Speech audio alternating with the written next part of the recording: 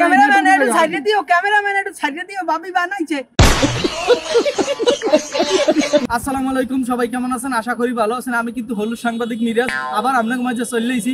এই যে গত 3-4 দিন আগে যে ঢাকা যে এয়ারপোর্টে যে প্লেনের যে 10টা চাক্কা চুরি হয়েছে সেটা নাইলে মানলাম, কিন্তু এই কতক্ষণ আগে আমি এই যাওতলা আইছি, আমার মাথার উপর দিয়ে বড় একটা প্লেন গেছে।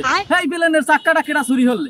এত বড় চোর আমার। আসসালামু আলাইকুম, ইয়ার হালাল খবর। তুমি পাঞ্জাবি টুপি পরে তুই নিউজের মধ্যে গেলি কি? কারণে না আমি চাক্কা চুরি হইছে, ওই বিমানের চাক্কা চুরি 10টা মাটি 10টা।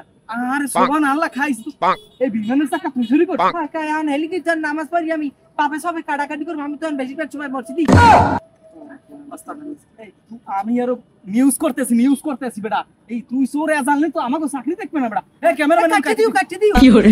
হাই তুই মেইনলি কথা হইছে আমাকে বরিশাল অঞ্চলে যে এইরকম যাই হোক, এখন এই পটুয়াখালী শহরে কিন্তু 2-3 দিন আগে বিশাল ধরনের বৃষ্টিপাত হয়েছে। হ্যাঁ, বৃষ্টিপাতে কিন্তু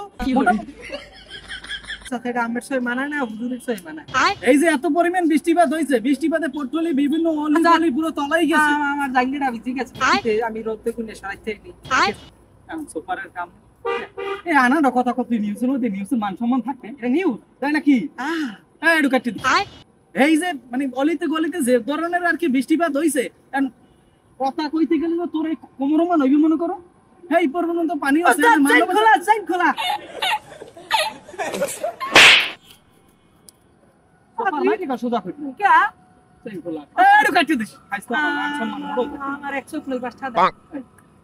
একটু কথা কইছে দিস, তোর মাঝে ঠ্যাংটা ধরে একটু কথা কইতিস।